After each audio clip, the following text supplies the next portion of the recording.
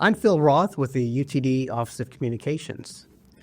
You may have seen the construction going on in the middle of campus for the new UTD Student Gaming and Esports Center. So today, talking about that new center, giving us a little sneak preview is Dan Goodwin, Director of the Student Union and Student Life Programs for UTD. So Dan, thanks for coming to talk about that. Pleasure to be with you today. Yeah. So tell us about this building that we've been seeing being built. Yeah, so we're really excited, certainly, for this new facility to open up. It is our Comets Landing Gaming and Esports Center. It's 16,000 square feet, 2 stories. Those of you that were familiar with the former pub, that is the location of that. Instead of a sort of a single-story pub location, it is now 2 stories, and it's filled with gaming and esports opportunities for our students, our wider university community in the DFW area. And I would say it's like the pub on steroids because it's so much bigger and it's going to be so much more. I think when people walk through the space just to reorient themselves, they're going to be blown away. They're not going to remember that the pub was there.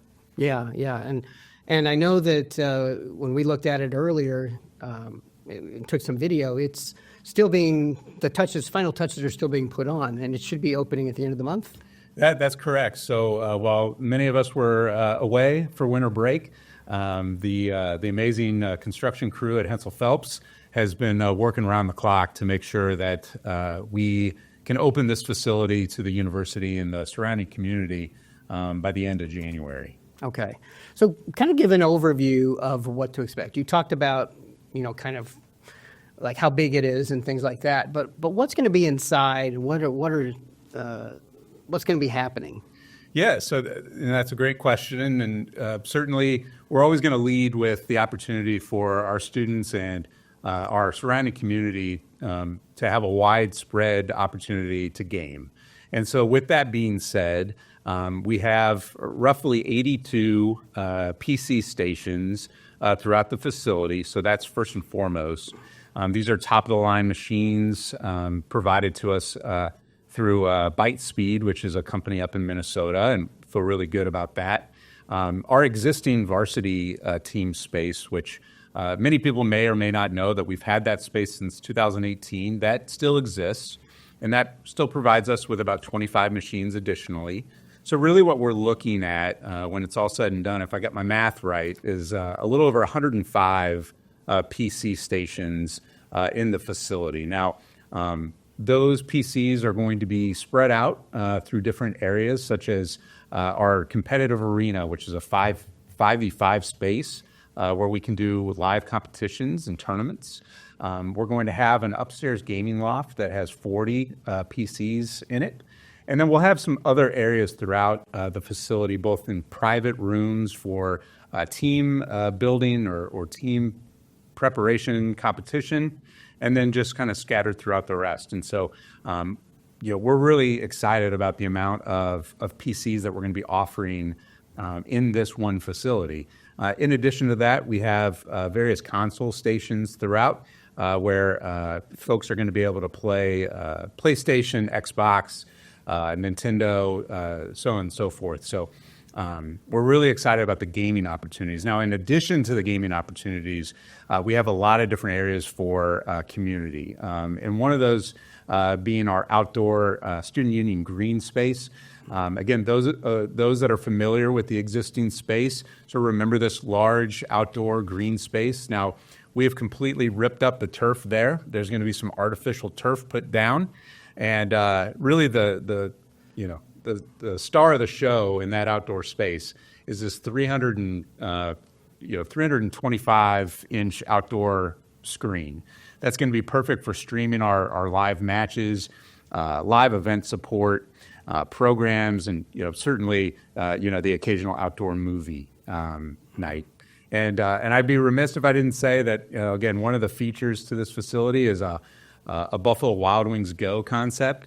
We understand the importance that food on campus has, and I know that UTD Dining and us within Student Affairs are really excited to bring on Buffalo Wild Wings again, just another opportunity for people to come in and enjoy the facility, whether they're gaming or not. Okay.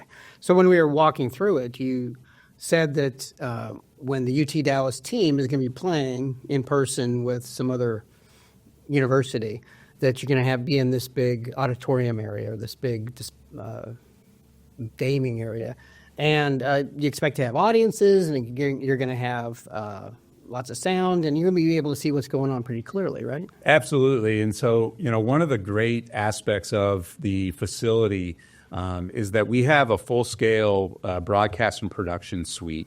And that's really integral to what we're doing with these live events. And so if you're streaming on Twitch, you can watch a live match going on with our UT Dallas team.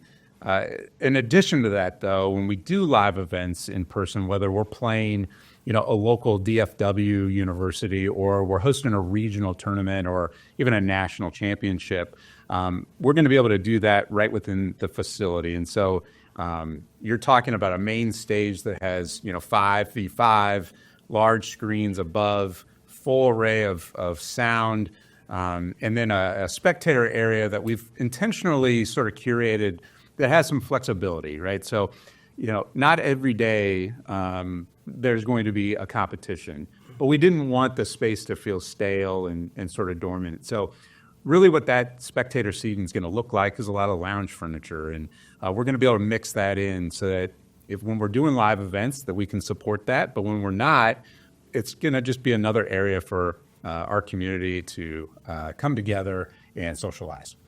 So let's talk about access to the gaming. Can staff and faculty play? What does that look like? Yeah, absolutely. So, we designed this facility, and it's being built really with multiple communities, involved. And so first and foremost, our students are going to be the number one group that we are catering to here.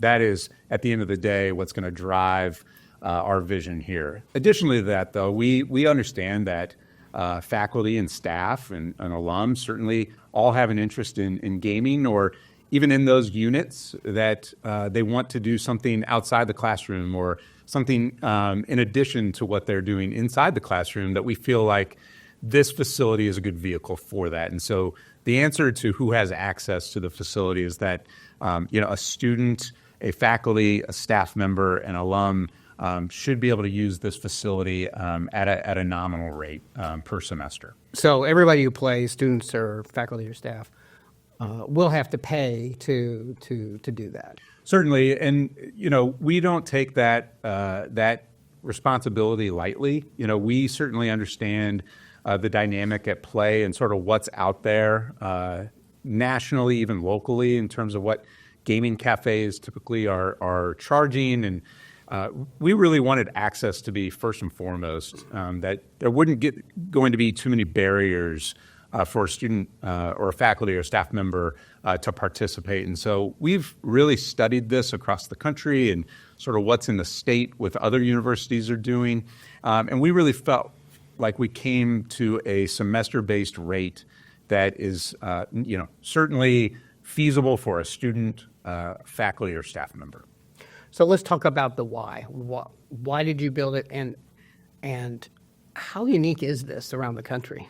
Yeah, so our Vice President of Student Affairs, Dr. Gene Fitch, came to me a few years ago and wanted to know if I was going to be interested in doing something with the pub space, because the pub space had become stale, and in the world of higher education, I don't think today's student is all that interested in maybe frequenting a on-campus bar.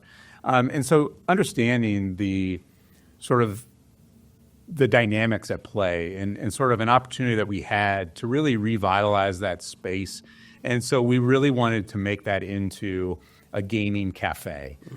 Where it went from there is certainly a testament to our flexibility in that vision, the support from President Benson all the way down to Dr. Fitch, and really just a collaborative effort. We went around the country looking at other collegiate facilities to make sure that what we were putting into it was going to be the absolute best version of a collegiate gaming center that we could possibly provide our students. And so really our vision for this is we know that our competitive varsity team is one of the top 10 programs in the country. And that's not just me saying that. We have the data to back that up. But at the end of the day, that is just a small snapshot of who is on our campus. That's 35 of our top students, and I love them dearly. But we have thousands of students at UT Dallas that are amazing gamers, and that they use this as an outlet for their extracurricular, for their social groups, for them to develop as human beings. And we really saw an opportunity to really create a facility and an experience for them that had them in mind. Now, your question about sort of how unique this is across the country, I probably could name off, 5 or less universities that have a facility, the scale and the diversity in which we're putting into it. And, it's not really an arrogant thing to say that we really are trying to reset the bar in terms of what a university would look at for a collegiate esports space.